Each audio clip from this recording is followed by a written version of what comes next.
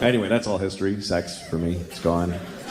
It's just me and my wife, and it's sad because my wife is beautiful. I love to look at her, and I feel for her. She's gorgeous. She really is. She just turned 40, and she looks awesome. And it's not because she looks younger than 40. She looks 40 on the nose. But I like that. I didn't know I would, but I find her really sexy. I like women. It's a huge turn on. She's got gray streaks in her hair, and I find that sexy. I really do. She's got strong arms from picking up the kids. She's strong and sexy on a whole other level, you know? She's changing. She smells different. She used to have blue eyes. They're black now. She's like intense, kind of crazy looking, you know? And all these lines in her face from all the shit I did to her, you know? She's got character. She looks like one of those pictures from the Depression of the Dust Bowl farmers, you know? She's intense. I like it. It turns me on. That's what I like now. I like women, you know? Girls, I'm done. Long time ago. 22-year-old girls, God bless you. Go do a shot. Whatever the fuck you do with your time. Woo! That's not me anymore. I like women. And I know that that's offensive to 22-year-old girls. They're like, I don't want men. I'm 22. I'm totally a woman. I study women's issues and I'm a woman. Not to me, sorry. To me, you're not a woman until you had a couple of kids and your life is in the toilet. That's really when you become a woman, is when people come out of your vagina and step on your drains. You're still standing after that shit. You are a woman. If you're still going to clubs and you have a ponytail and a little dress, you're standing outside of a club waiting to get in, it's 2 degrees, you got no jacket, a little dress, it's gonna be great in there. You're a girl. I want to give you a sweater and a ride home. I don't want to fuck you, I'll jerk off to you, but I don't want to fuck you and get involved. I do want to fuck you, but you won't fuck me, so fuck you anyway. But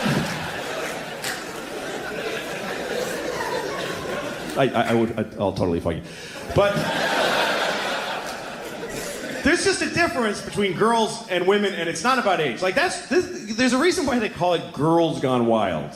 You notice there's no Women Gone Wild, because no one would fucking buy the Wild Women DVD. Because when girls go wild, they show their tits to people. When women go wild, they kill men and drown their kids in a tub. That's what wild women do. They don't show their tits to nobody. They fuck with their bras on. It's a whole other thing. Try taking your 40-year-old wife's picture when she comes out of the shower. Fuck you! Get the fuck out of here! It's not funny. She's not. You thought it would be cute? Like, no, she's like, fuck off! Sorry. Because she doesn't have tits anymore. She has breasts that need to be checked and maintained. I get bills for my wife's breasts. That's some grown-up woman shit right there. Girls have the titties with the little perky nipples, and that's awesome. But you're not a woman till you got long, chewed-up nipples.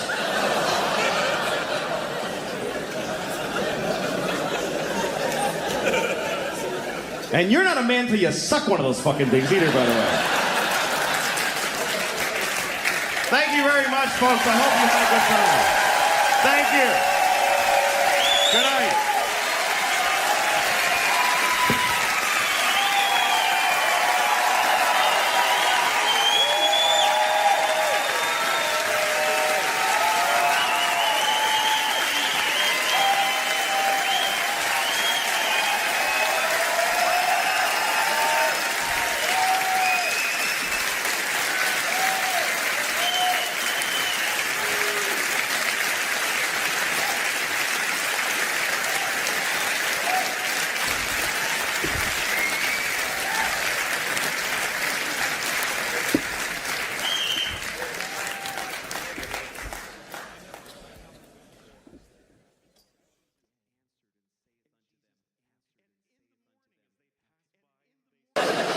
I have been dating recently. Dating's not fun. Dating's horrible. Nobody wants to date. Even if you meet somebody and you really want to go out with them and they say yes, you're excited in that moment. But the day of the date, you're like, I don't want to fucking do this. I don't want to do this. Every time I'm ringing a doorbell to pick a woman up, I'm like, I hope she's dead in there. I really do. I hope something awful happened. I don't want to sit in a place and breathe unevenly for 3 hours and just sweating where your body is folded and just, You ever have a date that goes well? It's like good from the beginning. You're like, you get a little laugh at the beginning, hi, ha, ha, something funny, and they both laugh. Feels good. You see, you agree on stuff. When you don't agree, you laugh about it. You're even able to be quiet a little bit while you're eating, and it's nice, feels comfortable. And then you drop them off, you're like, I hope I see you again. And she says, I hope so too. And you feel like, this is something new in my life. This is wonderful. Then you go home, and your wife is like, where were you all night? You know, and you're just fucking...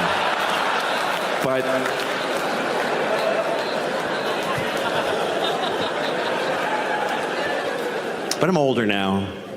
I'm divorced, and I still date mostly women who are younger than me recently, because that's who looks better.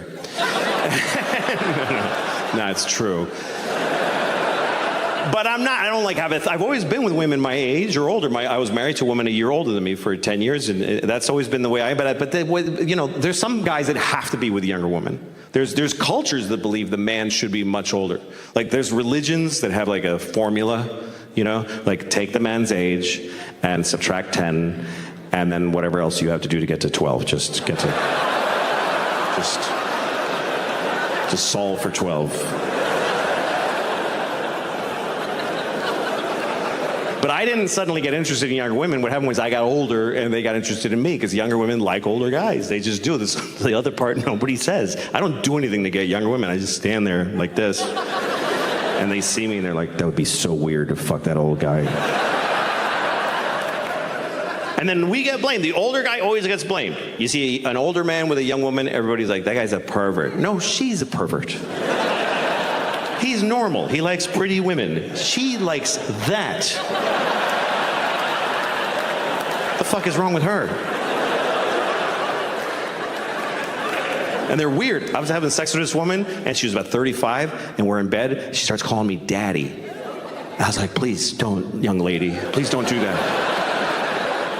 She said, why does it make you uncomfortable when I call you daddy during sex? Is it because you have daughters? I said, no. It makes me uncomfortable because I have a father. And I used to call him daddy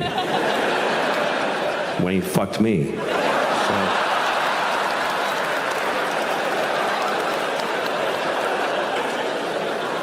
By the way, thanks for laughing at me because I got fucked by my dad. I was not laughing at the time because I was coming. Because he fucked me good. My daddy fucked me so good. It's not his fault. I made him do it. I was such a brat. I was 10. I was like, Daddy, fuck me! The poor guy, he's like, I know I'm spoiling this child, but I can't say no. Bunch of rubber fucking crap. I don't know if you're aware of American Girl dolls, but American Girl dolls are these rubber dolls, and they have outfits and they have accessories. It's kind of an amazing world. And I was in California with my kids, and I took my daughter to the American Girl doll mecca. It's this store, and it's like a museum of the dolls, And they show you what each doll has. There's all these different dolls with different personalities, There's Caroline, and Caroline is a princess, but she really hangs out with the poor folks. It's always like, this one lives in a mansion, but she just thinks it's silly because she's cool. And they have all these accessories. They have horses, these beautiful horses. I was a grown man, and I'm like petting this toy horse. Hey, boy, that's okay, boy. They have bicycles, like a nice fucking bike. Like a bike that if you were this big, you could totally ride it. It's got a chain with oil. It's a fucking bike. Amazing shit. And I'm looking at all the dolls and their different personalities, and the one on the end, there's one black doll. They make one black American Girl doll. And I'm like, oh fuck, I don't want to see how that's different. I just don't want to know. Please let them have just made it the same. Couldn't they have just taken whatever chocolate rubber and poured it in the same molds and give them all the same cool shit? So I go in there into the room for the black doll. It's Addie the black doll. That's not what they call her. It's Addie the black doll. She's just Addie. She's black. I go in there, and there's Addie And guess what she gets to have? Guess what her accessories are? She has a bucket. That's it. She has one whole bucket. Go to the fucking store and call me a liar. You will see a little black doll sitting on a shitty wooden bed with a ripped quilt on it. And she's just looking at a bucket. That's all she has. It's shocking. Caroline has a silver hairbrush and a sleigh. Addie gets a fucking bucket. Who's buying this doll? Who would want to buy that doll? Who's taking their black daughter and, come on, this one's for you. Look in here. Look what she has. She gets a bucket. Well, can I get the bicycle from the... No. That's Caroline's bicycle. Who is this for? The only kid that could possibly want this doll is a mean little white girl that wants to buy a black doll and say, you only get a bucket.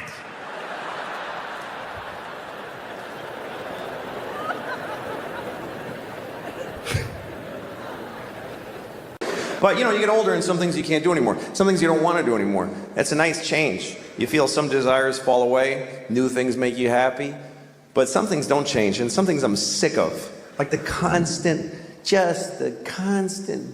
perverted sexual thoughts. I'm so tired of those. Just the constant, she's sucking.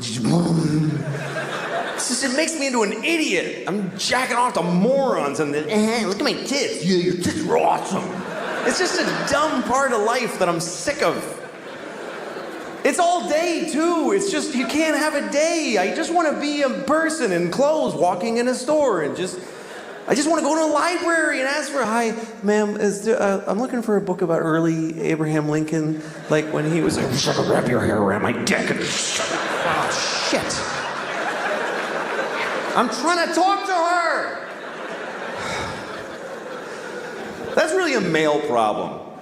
It's really a male problem not being able to control your constant sexual impulses. Women try to compete. They're like, well, I'm a pervert. You don't know. I have really sick sexual thoughts. No, you have no idea. You have no idea. Because, see, you get to have those thoughts. I have to have them. You're a tourist in sexual perversion. I'm a prisoner there.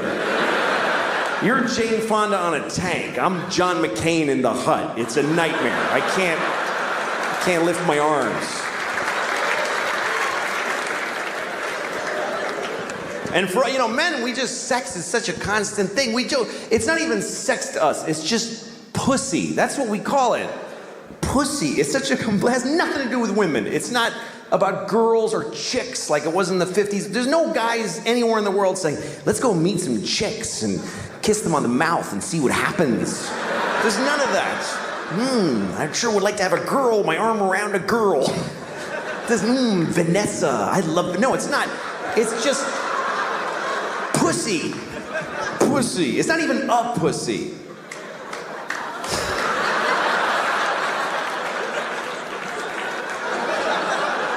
It's not some people's pussies.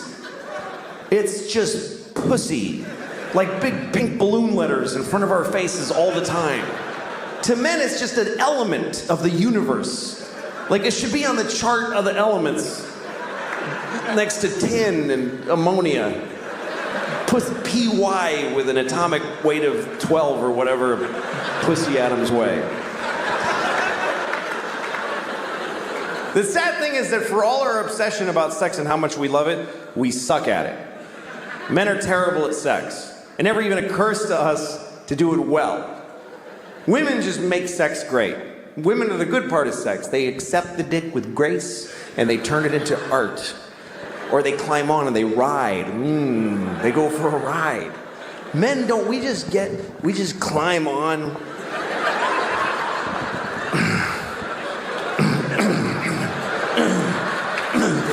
Putting my dick in here. Put it in. Stuff it in. Fucking shove it. You ever fuck when you're out of shape? You're like, oh shit, this is... My stomach muscles are not strong.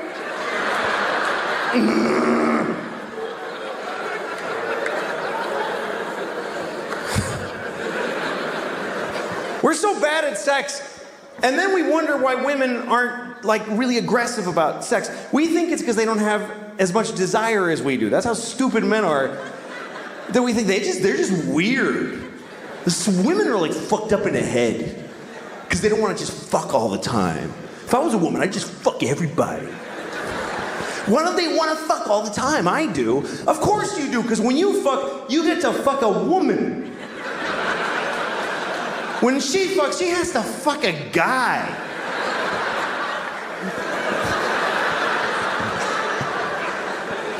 Wildly different experience. For a man, 100% of the time he's fucking a woman, it's the greatest thing that ever happened in his entire life. For a woman, about 40% of the time she's being fucked by a guy, she's thinking, I'll get over this in a week. It's not the worst thing. I'm not gonna cry this time.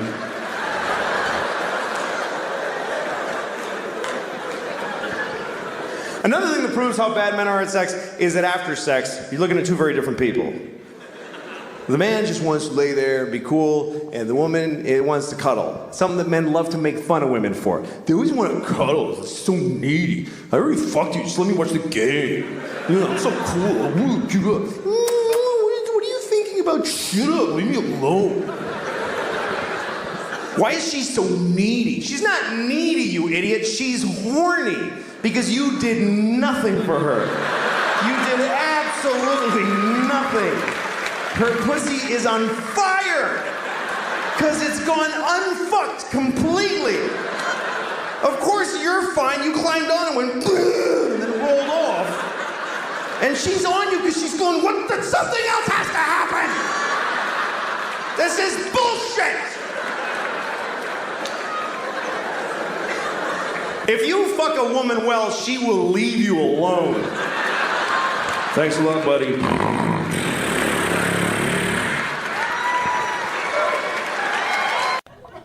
I used to drink a lot, too. And I learned a lot from drinking, though. You learned lessons from drinking, things you never forget. One thing I learned from drinking is that if you ever go Christmas caroling, you should go with a group of people, you know?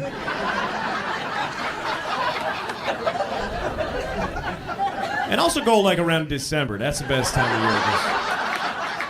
When you're out there in mid-July and you're naked with a bottle of Jack Daniels... outside your ex-girlfriend's house going, Jingle bells! A lot of people don't consider that caroling for some reason. I've been divorced for 5 years, and it's been the best part of my life, being divorced. Easily my favorite part of my life. I love being divorced. Every year has been better than the last. And it's the only time I can say that about. And by the way, I'm not saying don't get married. If you meet somebody, fall in love and get married, and then get divorced, because that's the best part. It's the best part. Marriage is just like a larva stage for true happiness, which is divorce, because you just let go and everything's fine now. Divorce is forever. It really actually is. Marriage is for how long you can hack it. But divorce just gets stronger like a piece of oak. Nobody ever says, oh, my divorce is falling apart, it's over, I can't take it. And again, if you're in a good marriage, stay in it. If you're in the best marriage ever, stay in it. I'm just saying, if you got out, it would be better. That's just a fact. I'm sorry, but it's true. Everything's better. My ex-wife and I, this is the best part of our knowing each other. We're good co-parents because we live apart and we're friends. Our kids go to her half the week, they come to me half the week. And I'm a good father. I'm an attentive, focused, and responsible father. Do you know why? Because I get to say goodbye to these kids every week. Are you shitting me? It's like every parent's fantasy. Who can't be a good father for half of every week? No matter how bad it gets, every Wednesday I get to go, goodbye, girls. Daddy's gonna go upstairs and pour whiskey all over his naked body right now.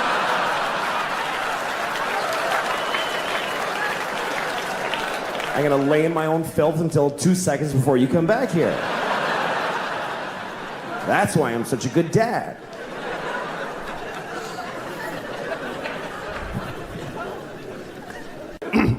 Actually, the one guy I would blow, based on who he is Ewan McGregor. There is this one guy out there. I gotta say that I have no gay inclinations except for I met this fucking dude in person.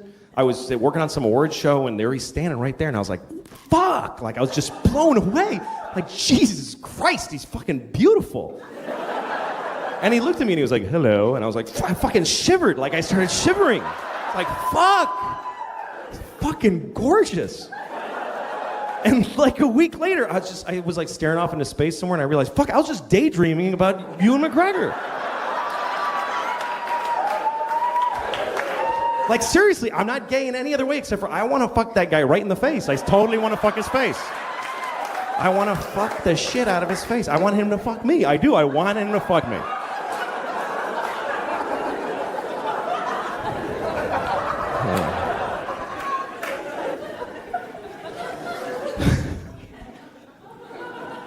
I don't really have a shot with him, I think, because I just don't rate movie stars. I'm not really... Let me ask you a question. You ever wonder how many people ever fucked your mom? We're almost done. You're doing great. This is important to me. You ever look at your mom and go like, Mom, how many dicks? Just how many? I lost my mom, so those are the things I don't know, so I'm curious. I don't feel like a lot of dudes fuck my mom. Not because she's like pure, because I don't think so. But I hope it was as many as she wanted. That's what I hope. I hope she got all the dicks she ever dreamed of, because I loved her. I hope at the end my mom was like, that was plenty of dicks.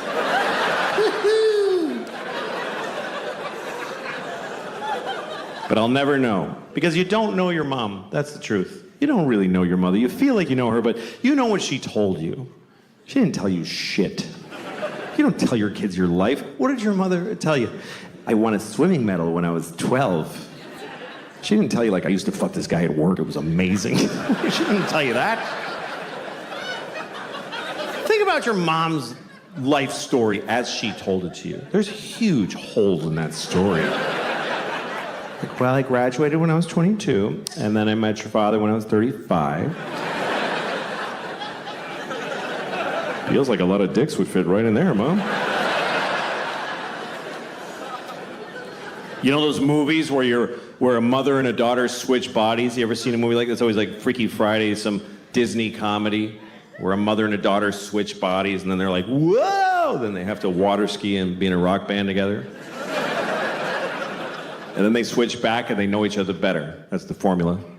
I think they should make another one of those movies. But it should be about a mother who switches bodies with her son. But it's not a comedy, it's a drama. Like a medical affliction. They're upset the whole time. She's in the bathroom in the morning. I'm holding my son's penis. It's confusing. And her son is in her body. He's like, I don't want to be my mommy anymore. I don't like how it feels.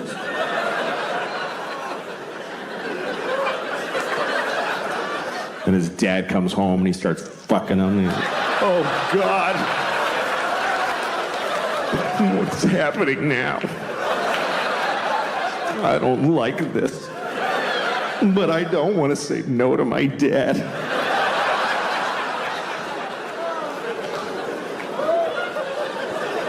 And then at the end of the movie, they never switch back. You guys were great. Thank you very much for coming tonight. It was a pleasure talking to you. Get home safe. Thank you very, very much. Good night.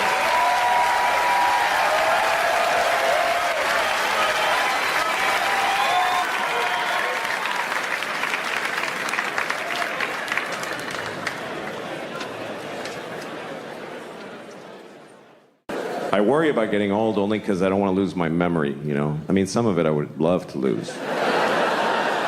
But it doesn't work that way. You got to take it all or none, I guess. But I forget things, you know? Like, remember Fonzie from Happy Days? I don't remember him. I don't even know what you're talking about. I forget weird things, you know? Like I was walking down the street once in New York, and there was a guy in a van, and he rolled down the window and he said, "Hey, get in the van and suck my dick." And I said, "All right, you know." So I got in the van and, you know, I was trying to pull the door, the sliding door, but it kept, and he's like, "It just shuts, you don't have to." I was like, "Sorry." He's like, "Everybody does that, it's okay." So I'm kneeling on the floor of the van on like a purse, and there's no lady in there, but I'm like, I came here to suck this guy's dick, not like take inventory. This just gets to work. So I start sucking his dick, and about halfway through, I'm guessing, I remembered that I don't really like doing that.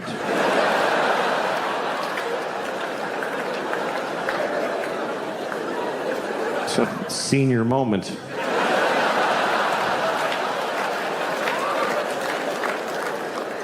Thank you very much, folks, for being here tonight. Good night. Thank you.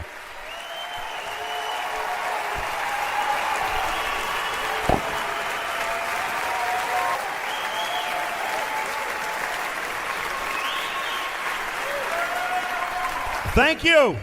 Thank you very much. Thank you very much. Close the fucking door. I'm not done. Close the door. Sorry, I didn't mean to be rude. She was nice. I feel bad. She was nice. She's been working here for like 60 years. I just fucked her up. That was a nice lady in the red coat. Yeah, fuck you, man. Who are you, fucking Itzhak Perlman, asshole?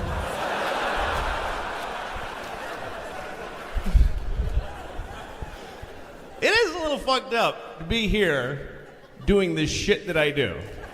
When you consider that somewhere as a kid in, like, you know, Yugoslavia, playing the fucking violin in a basement and putting coal on a fire and shit, and so that he could someday sit in a chair right there, and I'm sitting here going, "Ah, fucking yeah," just and shitting and pissing.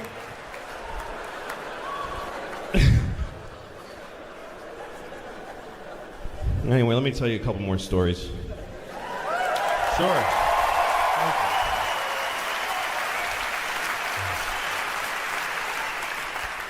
I truly have nothing better to do for the rest of my life.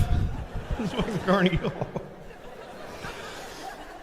But anyway, I'm glad I'm here because of you, and I want to do a good show for you. That's my job.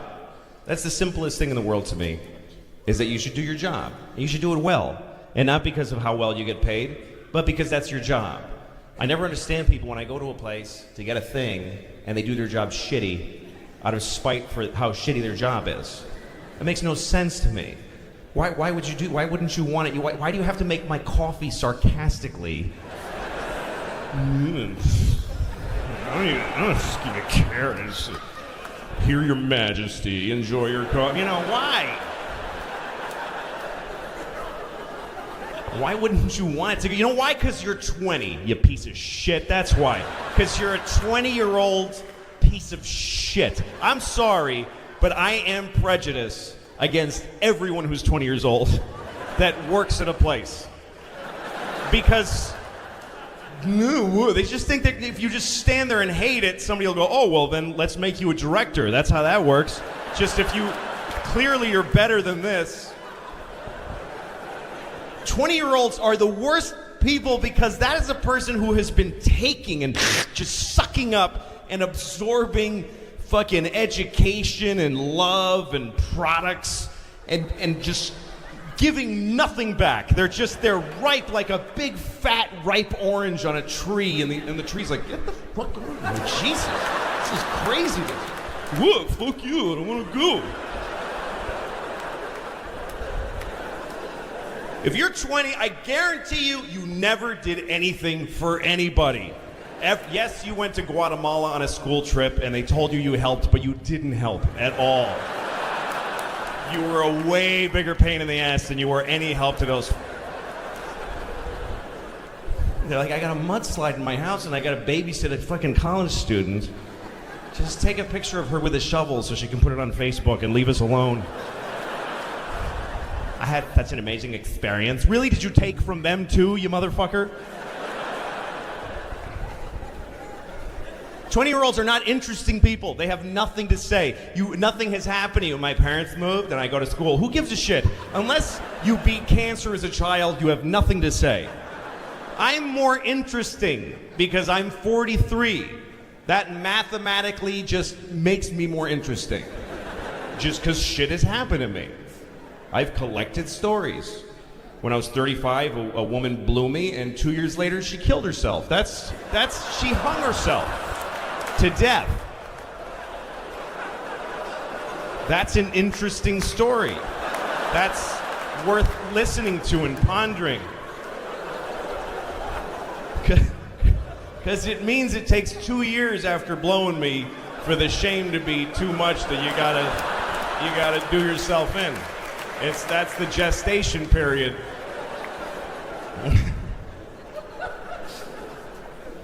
What if every woman that ever blew me died exactly 2 years later, and some detective picked up on it? And when he realizes why, he's like, well, I can't do anything. It's not illegal to have a disgusting penis. It's just a shame. Anyway. I don't like when a 20-year-old is working, because you never get attitude from the 65-year-old guy. You ever go to Best Buy and the guy selling you a DVD player is like 65? That guy is trying to get a Nobel Prize for selling DVD players. He's amazing. You never get the 65-year-old guy like, meh. Does it have Blu-ray? Well, let me read the box that you could have read. And no, he's like, well, let's find out. You need to know that. He's so excited to help you. And he has reasons to be bitter, this 65-year-old guy. He's 65, he works at Best Buy. He had to come out of retirement because his kid is gay and does crystal meth, and he ruined his life. And it's partly his fault because he didn't accept his son being gay. That's why he's on drugs. The point is he's had a hard day, and he's still showing up at fucking Best Buy wearing a bow tie. They don't make you wear those. That's how much he gives a shit.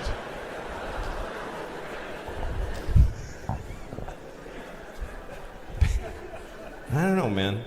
Younger people, okay, fine. You know, I'll wait and see. Maybe you'll be interesting. I don't care where I am. I really don't give a shit. I'm not interested in where I am ever. I've been doing this for 25 years. I don't even know how long anymore. I'm not impressed by the places. Like, I was in Chicago. Every time I go to a city now, everybody's like, oh, you gotta get the... No, I don't. I don't have to get anything. I don't care. The two most boring things in the world to me are civic pride and civic rivalry. I'm from Boston. That's a very divisive city. Somebody always goes, woo, then somebody else goes, boo. And I really want them both to just fuck themselves and die. Because those are both stupid impulses. I'm from Boston. I'm not proud of it. Everything bad happened to me there. That's where I squirted diarrhea in my underwear in gym class. Boston, why would I?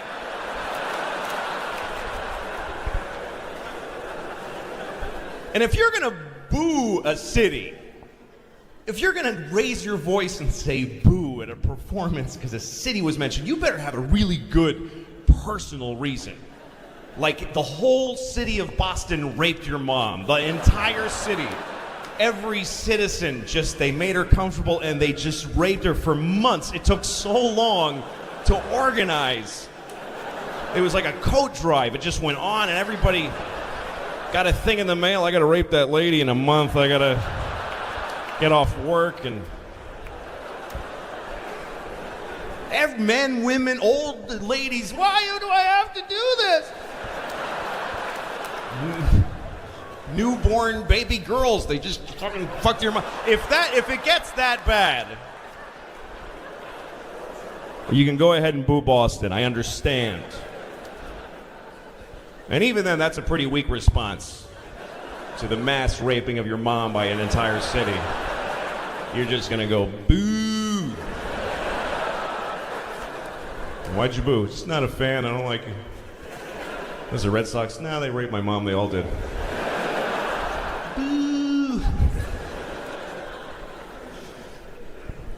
My other daughter's 13. She just turned 13.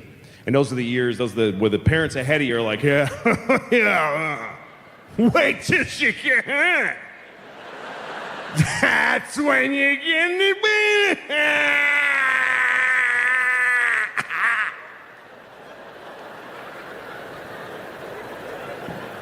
That's what they actually say. It's really confusing. I'm not scared of my daughter being 13. Some guys, they're literally afraid of their teenagers. They're like, I don't know what she won't. Hi, she won't do anything. She won't do anything I tell her to do. It is fucked up talking to a teenager. Because you're like, honey, you gotta do your homework. Nah. Okay, you gotta do it though. Not gonna do it. Okay, well, I'm making you do it. Now. Well, I'm not gonna do it.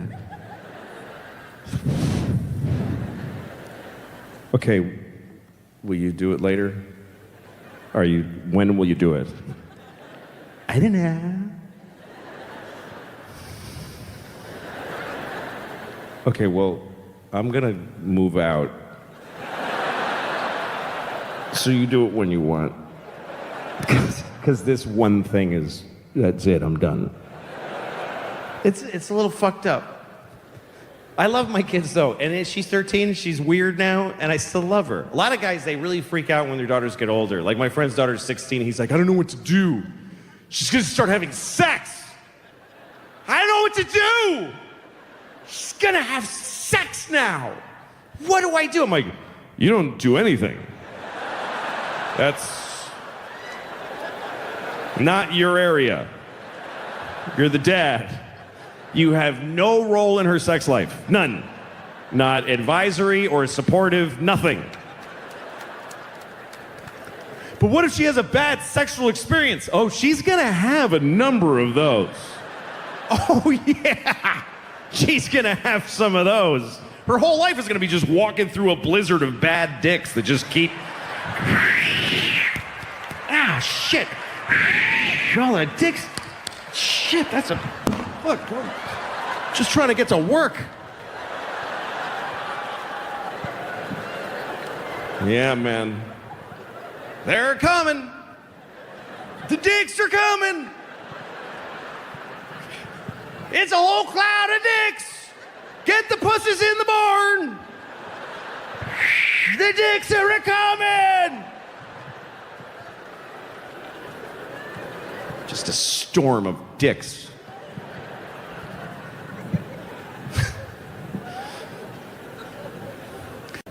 Anyway, I'm 47 years old, and all right, There's no, nothing. 47 is not a year. Nothing happens. 18, you can vote. 21, you can drive. 47, you get to be out of breath. You get to just kind of stand there.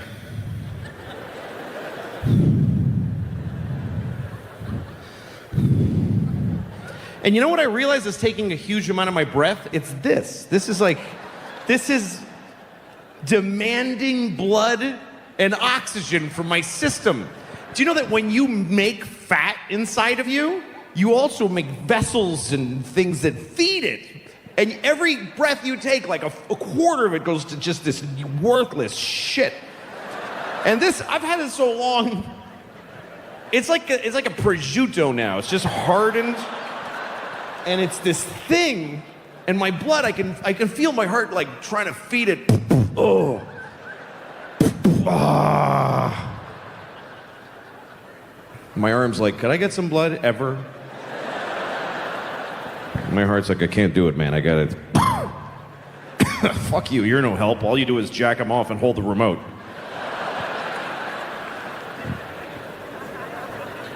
My heart and my arm are not friends. I don't care. I used to want to get in shape, and I'm so glad to let that go. It's a huge relief to forget about that. Because my whole life I've been like, I really should get in shape though. Like I should just start tomorrow and really work hard and do crunches. And then get really, come on. And the next day I'm like, I'm still not doing it. But sometime around last year I was like, don't do it, man. don't do it, don't want to do it. And I don't. My only goal for my health is this. I want to be healthy enough and in good enough shape that if you find out that I died, you ask what happened. That's all. When I die, I want you to wonder how I died. I don't want you to just go, yeah, well, sure he is. Yeah, of course he's dead. Of course he's dead. The only shock at this point is if you find, oh my God, he's still alive? Oh my God. Oh my God, how? It's boring having kids. You gotta play kid games. You gotta play board games. Little kid board games where you and you go tick, tick, tick, tick, tick. You got a 6, honey. 1, 2, 3. It's just here. Just go here. It's just. Daddy, I'm learning. I know you're gonna grow up stupid because I'm bored. I can't take it, baby. I can't watch it. I'm bored more than I love you. I can't. Come on. My girls are 6 and 9 now. They're actually a really exciting age because they're learning to do some cool stuff. I play Monopoly with my kids. That's really fun.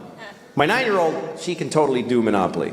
The 6-year-old actually totally gets how the game works, but she's not emotionally developed enough to handle her inevitable loss in every game of Monopoly. Because a Monopoly loss is dark. It's heavy. It's not like when you lose at, Candyland. Oh, you got stuck in the fudgy thing, baby. Oh, well, you're in the gummy twirlios and you didn't get to win. But when she loses at Monopoly, I gotta look at her little face and I go, okay, so here's what's gonna happen now, okay? All your property, everything you have, all the railroads, your houses, all your money, that's mine now. Gotta give it all to me. No, give it to me. That's right. And no, you can't play anymore, see? Because even though you're giving me all of that, it doesn't even touch how much you owe me. Doesn't even touch it, baby. You're going down hard. It's really bad. All you've been working for all day, I'm gonna take it now, and I'm gonna use it to destroy your sister. I mean, I'm gonna ruin her. It's just mayhem on this board for her now. I would like to be a better person because I got kids. And I want to, pass on a better, but sometimes it's not clear what the right thing is to do. Like one time I threw a candy wrapper on the street. And I didn't do it like, yeah. I just, yeah, take that shit straight. I did it because I was, like shaking. I wanted the candy.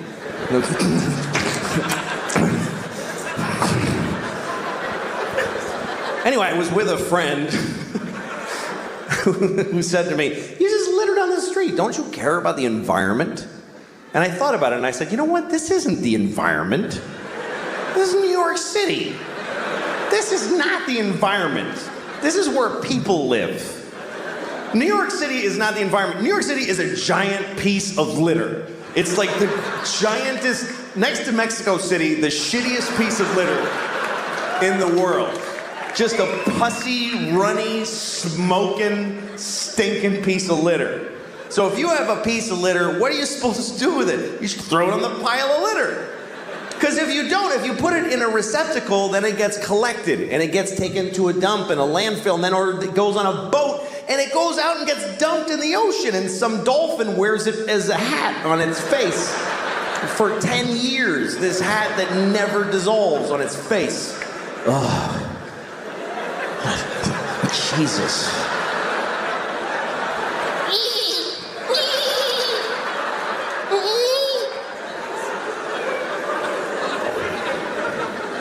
I mean, everything that we introduce to the world is shitty. Meaning white people.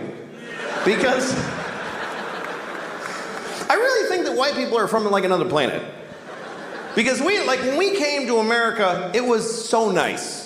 It was just Indians, and they weren't even Indians. We called them that by accident And we still call them that. Like we knew in a month that it wasn't Indians, but we just don't give a shit. We never correct it. We came here, they're like, hi, and we're like, hey, you're Indians, right? And they're like, no. No, this is India, right? No, it's not, it's totally other place. You're not Indians? No.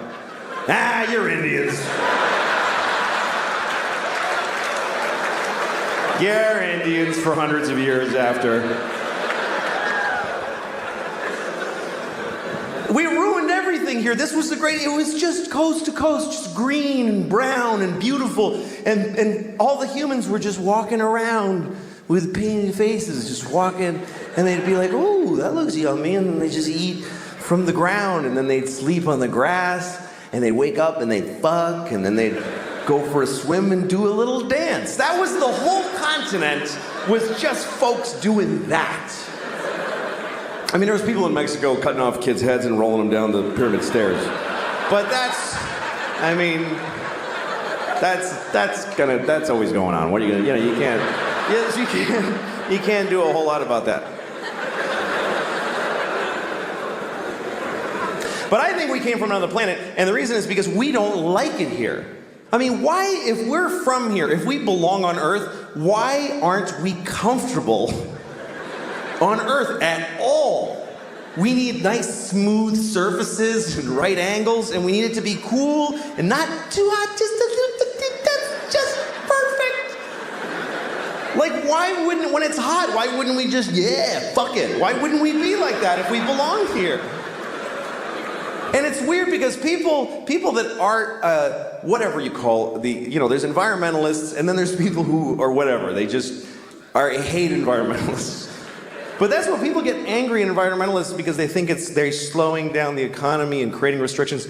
And a lot of these people are Christian. A lot of these people are very devout Christians. And that's such a confusing thing to me, that if you believe that God gave you the earth, that God created the earth for you, why would you not have to look after it? Why would you not think that when he came back, he wouldn't go, what the fuck did you do? I gave this to you, motherfucker. Are you crazy?